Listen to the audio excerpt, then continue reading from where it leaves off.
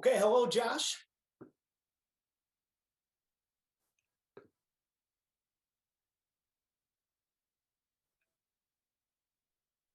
You got me? We got you now, Josh. We're going to start now with Adam Bonini. Okay. Hey, Josh, how are you? Good to see you, man. Good, Adam. How you doing? Good, thanks. Yeah, I know we're going to get to football here, but I'm going to start off with a bit of a personal question, and I think you probably know where this is going. You had been outspoken about you were unsure whether or not you were going to be vaccinated. If I can ask, have you been vaccinated or have you made a decision on that? Yeah, issue? I mean, with respect to that question, I know vaccines are going to be a hot topic, really throughout the remainder of the season. And, we're having conversations as a team, and I'm going to keep those conversations and choices of myself and my teammates in-house. So.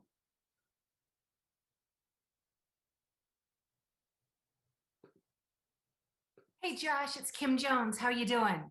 Good, Kim. How you doing? Good to see you. It's great to see you. I'm just wondering, as you put to rest last season, did you do some self-evaluation, and did you come into this spring, and knowing you were back at it pretty soon after the season ended, but did you come into this season with some specific goals saying, I can still do this, and this better? Yeah, and I think it's a good question. A couple things it boils down to still in the decision-making end, as far as where the ball should go in a given situation, based on what the defense is doing, understanding and being better in situational football, ball security in the pocket, and while I take off and running, a couple types of concepts that I need to continue to work on, routes as well, i.e. the in cut, throws to my left, just trying to be more concise, better with my footwork and better with the ball placement. So, as many good things as we did last year, there was still a lot of stuff on tape where I look back and it's like, why did I do this? And I think that's the common theme every year. And that's really cool that you get to look back and, like I said, even though the wins, the numbers, all that stuff, it looked good on paper, there's still so much room to improve, and I'm excited for that process. And if I may, Josh, you've become kind of a poster guy for the improvement that a quarterback can make, whether people were talking about Trey Lance or whether they're talking about Daniel Jones. Do you embrace that at all? Like for all the people that may or may not have counted you out back then, they're now saying like, look at Josh Allen, he's the example. Yeah, it's a different situation to be in, I guess, since the first couple of years I've been in the league. But I'm not really looking to be that poster child or whatever you may say. I'm just trying to be the best quarterback for the Bills I can be, and the best version of myself every time I step in this facility. And like I said, when I got drafted, proved this team right and make them look like they made the right decision. Always thank you, Josh. Appreciate it. Thank you, Kim. Good to see you. Josh, John Worrell, how you doing? Good to see you, John. Good to see you. Without getting into your personal decisions and whatever, but just if you can, how much, as much as we all know that this is a personal choice in regards to vaccinations, how much do players, and especially the leadership group, have to take into account the needs of the team? And as Sean just told us, he said health and safety, it's a two-pronged thing, health and safety, and you've also got to do, you've also got to do something to the effect of, I'm blowing this quote. Comes into play right now. And there's also what you've got to do your job. So how much, pardon me for goofing up that question, but how much do the team leaders have to take those two things into account in making this decision, or making your own personal decisions? Like I said, we're having internal discussions about that as a team, and as far as the leadership council goes as well. What the right answer is and how to go about it, we're not sure, and we're trying to get to a conclusion. But at the same time, we're letting everybody make their own personal decision on this matter, and that's really all I have to say about that. Just as a follow-up, because Sean talked about the fact that he's concerned that time is running out, and that the time frame, especially for the 2-shot vaccine, is 6 weeks and could bump into the start of training camp. is time frame, like, I mean, are these discussions to a certain extent time sensitive, knowing that you've got that are some kind of a consensus or whatever you want to say needs to be reached sooner than later? I mean, I'm sure sooner is better than later. But again, whether it's masking up or getting tested every day and making sure we're doing the right things at the facility, whatever happens. That's the decision that we have to live with as a team. So again, yeah, I really don't have much to say on that topic other than that. I respect that. Thank you, Josh.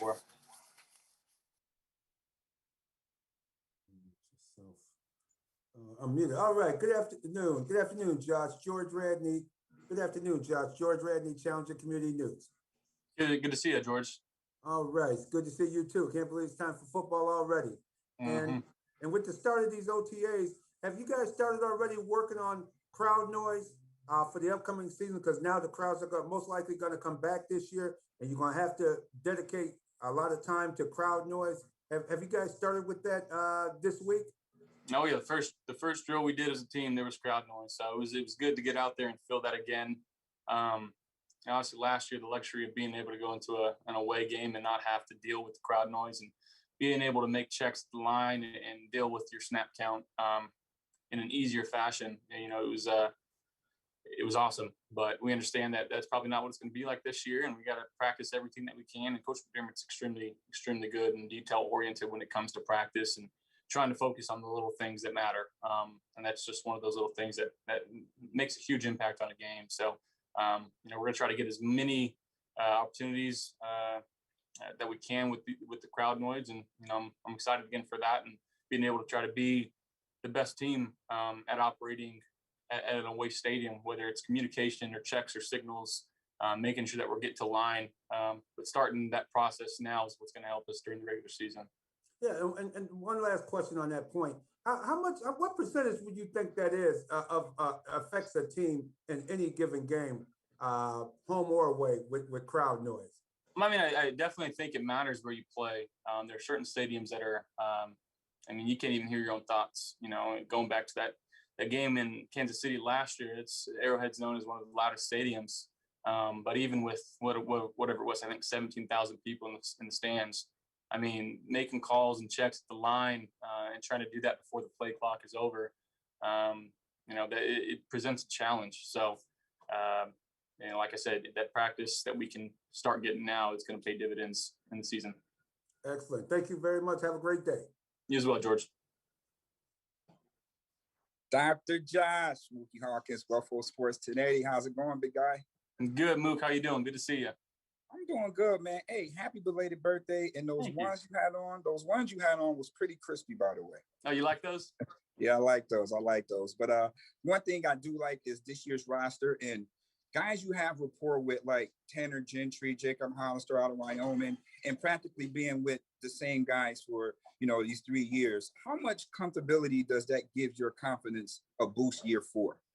I mean, it creates a very good space. Just being able to talk with guys in a very comfortable fashion, being in the same system now for going on the 4th year and having that rapport that I have with Dable and Coach Dorsey and understanding really our offense in and out and being able to relay that to my teammates. And, I've always said that the job of the quarterback is to be an extension of the offensive coordinator and have to understand what he wants in certain situations.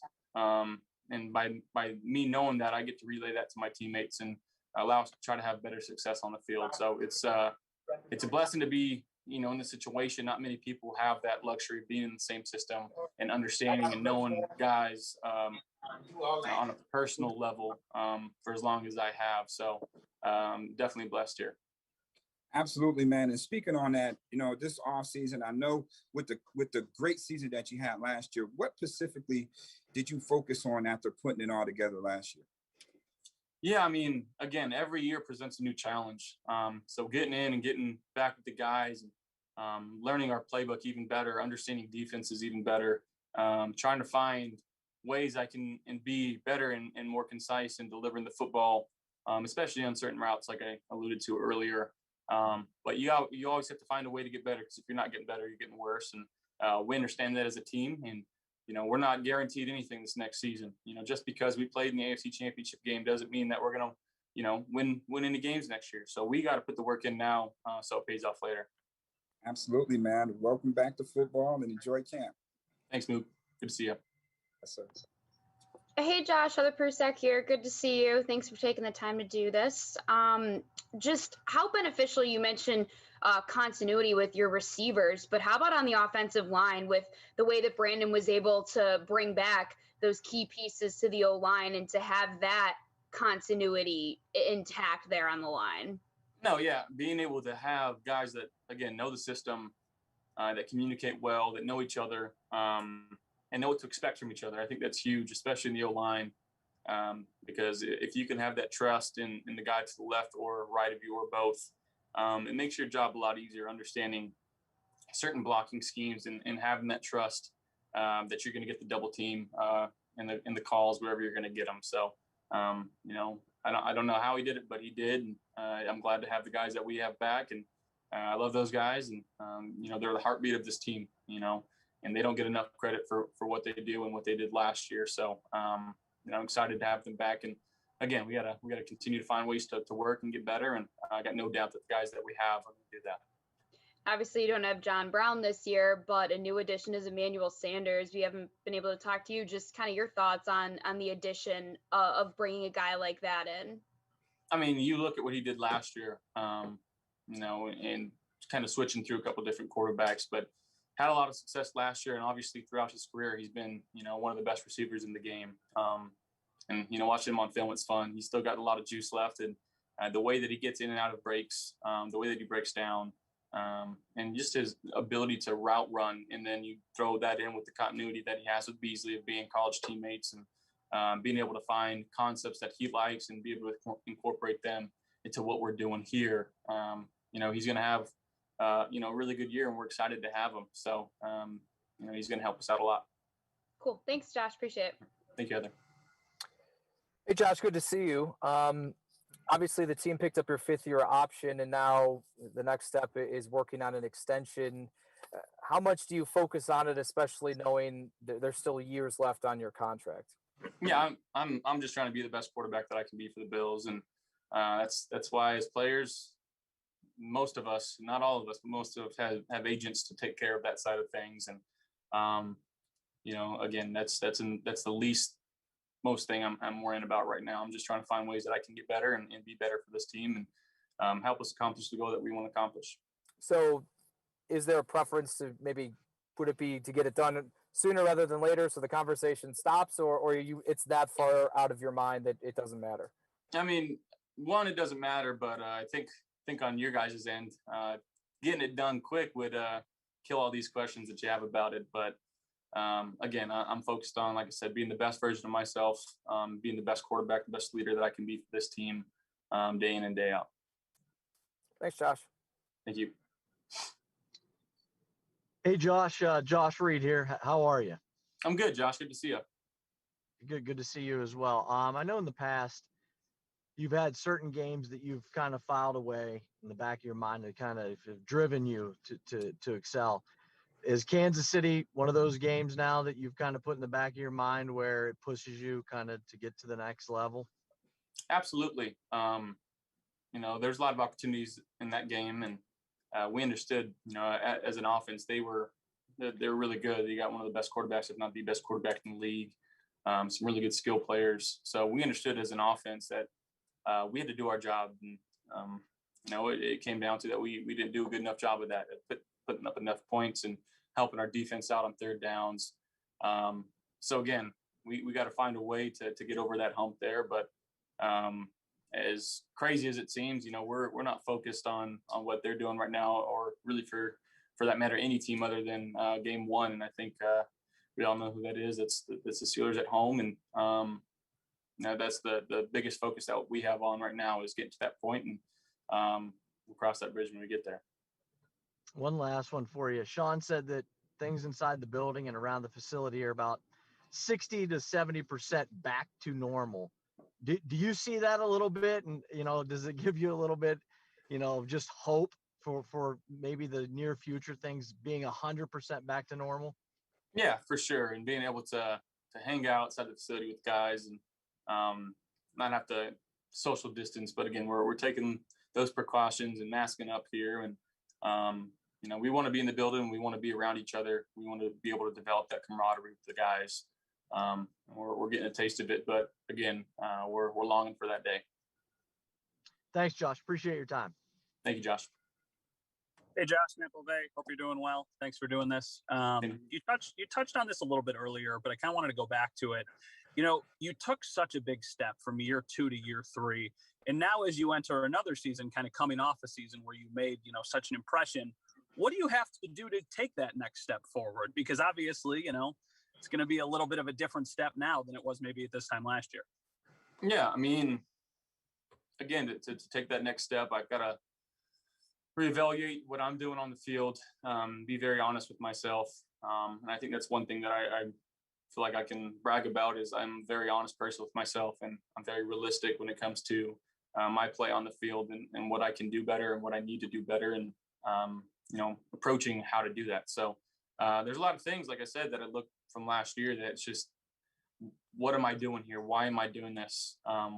What can I do to help me not make this decision or make this throw again? So it's finding those little things, and having Dable and Dorsey and Shea Tierney, and even going back to Jordan Palmer, just finding ways I can be more efficient in the pocket and moving better with the ball security. Like I said, running in within the pocket, and then making decisions and not trying to force things, no matter what the situation may call for. So that's where, again, trusting your teammates, trusting the plan, trusting coaching and your coaching staff, and trusting the process, and what Coach McDermott is preaching to the team. So that's what I'm trying to do. I'm sure last year you got sick of us asking the questions about the long ball and the deep throws down the field, and it was such an emphasis for you. Did you have anything this offseason? I know you mentioned the short throws and the playbook and stuff like that, but did you have kind of one specific thing where you're like, yes, I'm going to focus on that this offseason, and that's going to be something that's, rock solid next year? Yeah, I think just working on in-breaking routes. I think that's something that maybe wasn't my strongest suit last year. And like I said, the deep ends and the short 5-yard unders, just making sure that I'm putting it in the catchable spot for these guys to catch and run. And, that's going to be a huge asset for us to be able to hit those type of throws and allow our guys to stay up and stay on the move. And I didn't do a good enough job of that last year. So excited to continue to work on that with the guys here. Cool. Thanks, Josh. Appreciate you. Thank you, Matt. That's all we have time for. Thank you very much, Josh. Perfect. Thank you, guys. Have a good one. Okay, I'll invite you to keep your hands raised for Tremaine next.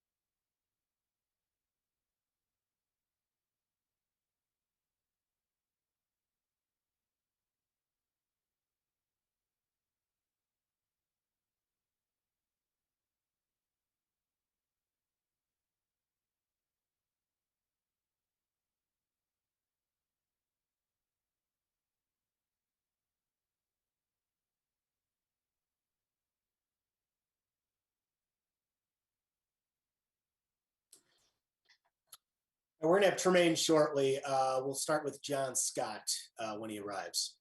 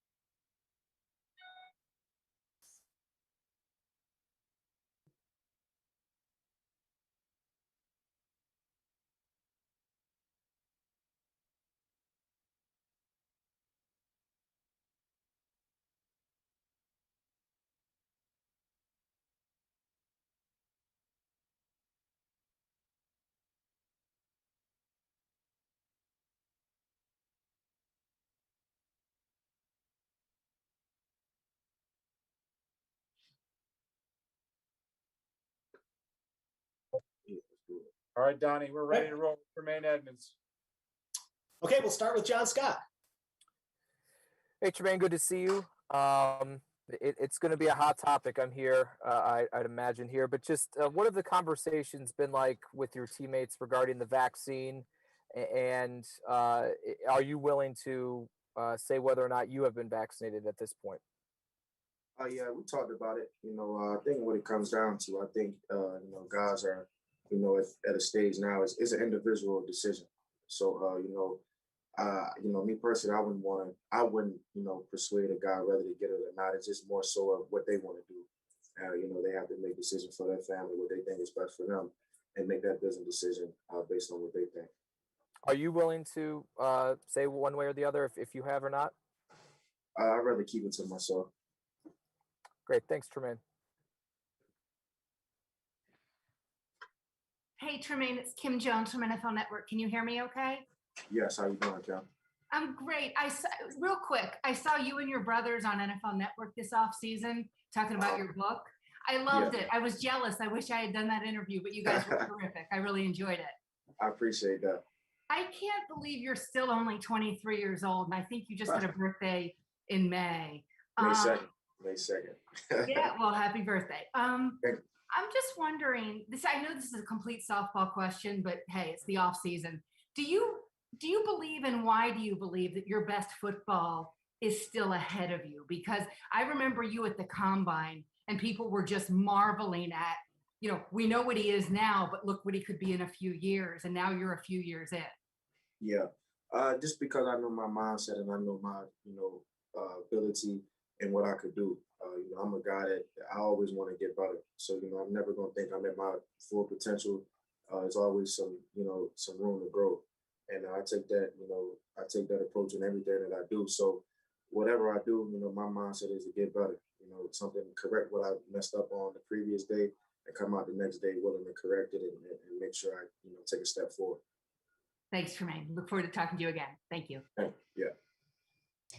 Hey, Tremaine, when we spoke to Sean McDermott earlier today, he just said that he had some great conversations with some of the leaders when it came to deciding to come back here for OTAs. He said there was free-flowing conversation, and it was good to have that open communication between the leaders of the team. I wanted to know, why did you guys think it was a good idea to come back here for OTAs and get started with prep for the 2021 season? Yeah, I think the biggest thing, I think everybody here, I think we're on a mission. And actually, I know we're on a mission. So, like you said, it was good conversation. Conversation needed to be had just to make sure everybody was on the same page. And, I think the results speak for itself. And just as far as, I'm happy to be here. I know everybody else is happy to be here. So, we out working hard and, we're getting ready for the season. And what's the mission? And I guess how has the mindset changed now this season because of what you guys were able to do last season? Yeah, I think the mindset stays the same, but the mission is obviously, to win it all. And just being so close last year, I think everybody's excited to get back and everybody's excited to go to work. And we understand, that where we got to last year, we know what it takes to get there. But now, we have to put our foot on the gas a little bit more and get to really where we want to be at, and that's to win everything. Awesome. Thanks, Tremaine. Yeah. Hey, Tremaine. I noticed Matt out there today. I noticed like all the linebackers on the roster, were out there today. You were just talking a little bit about how important it is to build as a team and kind of get that continuity going. For you and Matt specifically, though, to be here and to start working from the ground up at this very early stage of the offseason, I mean, does that set you guys up to kind of hit the ground running when the season starts and maybe be even better than you were, last year and in recent years? Yeah, I definitely say so. Matt, and along with the other linebackers, man, we had a great group of guys, and guys just want to get better. And I think that's what we're doing now. We're pushing each other each time we out there.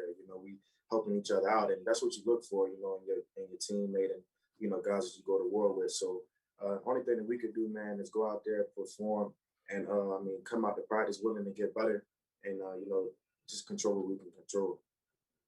Thank you. Maine Savage, Mookie Harkins, Waffle Sports 1080. How's it going, big dog? My man, how you doing? I'm good, man. How did you enjoy your off season? It was good, man. Relaxed. It was a time we all needed just to kind of get away, man, and enjoy some time with the family because, the virus, man, it affected a lot of us very hard last year. So I wasn't really able to see them a lot during the year. So, just being able to go home and just relax and just get off my feet and just kick back, man, enjoy some of that home cooked food and, just being around the loved ones, man, is always good. I know, man. I know Fat Cats try to give you that good taste of home all the time, but it's no place like being home. But year 4 for you, man. What are you looking to add to your game or display that you hadn't in last year's season? I think overall, man, just being more consistent. Overall, just getting better. I know that's a big topic, but that's just what it is. Overall, just improving on everything. I don't want to nitpick and say one thing because I think it's everything. So, if I feel that if I get 1% better in everything, man, and keep doing it every single day, I think I'll get the results that I want. Absolutely, man. Hey, welcome back to football. Enjoy camp. Yes, sir. Appreciate it. Hi, Tremaine Jay with the Buffalo News. What was your reaction to the team picking up your 5th-year option, and what was communicated to you at the time when they told you that they were going to do that? Yeah, I was excited. I love it out here, man. The fans, everything Buffalo has to offer. I love it.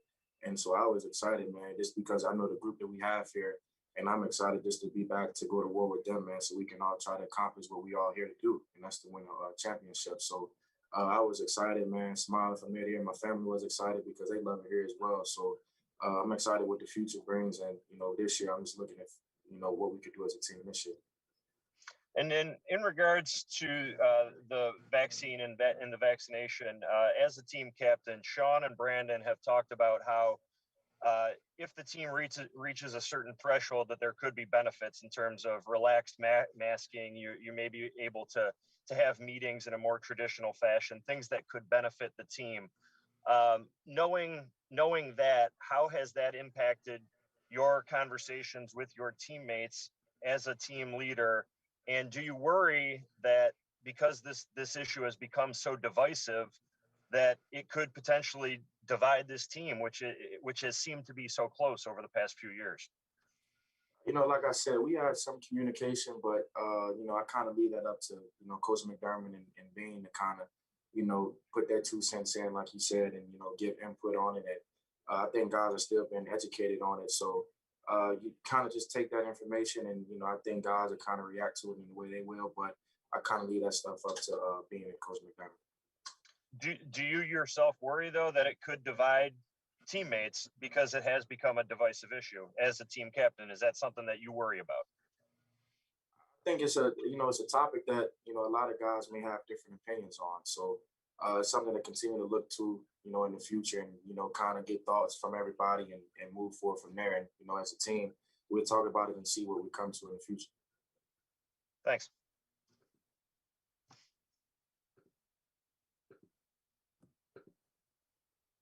Okay. Yes, Tremaine. Tremaine, good afternoon. George Radney, Challenger Community News. How you doing? Good, and yourself? Good. Good. I remember never forget in Milwaukee, after the Green Bay game, I ran into some of your relatives and family at the hotel. We're all getting back from driving back down from Green Bay to Milwaukee. And one of the ladies asked me, she said, man, are they going to lose like this all the time? I said, well, no, this is just a rough season. I'm sure I think it was the grandmother might have been. They're going to lose like this. I said, no, it's going to get better. And I'm wondering, in your mind, after that season completed, did you feel that it would get better right away, or what was your thoughts? Are you surprised at how quickly you guys turned it around? Well, first, let me say this. I don't want to hold you to your word, but I don't know if my family said that. But that's usually, it don't sound like my family. But I mean, I was just excited to grow. I was young coming in, and just getting a year under my belt, and just seeing the whole NFL experience. But I was excited. I was excited to come back and still learn. We still had a great group of older guys that was here. So I was learning from those guys, and I was just excited to see what was in store. And how is it now with the OTAs and with the feedback from the NFLPA Association? Did you guys have to talk with them, let them know that you guys were going to come in or how did that work with the PA? Because I know they were saying they were hoping a lot of players would stay out and not come in for OTAs, the veteran players. Yeah, I wasn't, in communication with them. I think you have certain guys that, sit in and, talk to the PA about that kind of stuff. My head just kind of been down working, and, I'm just trying to get better. All right. Well, thank you very much, and good luck this upcoming season. Appreciate that. And thank you very much, Tremaine. Yeah, appreciate it. Thank you. All right. Thanks, everyone, for your time this afternoon. Enjoy the nice day. See you again next time.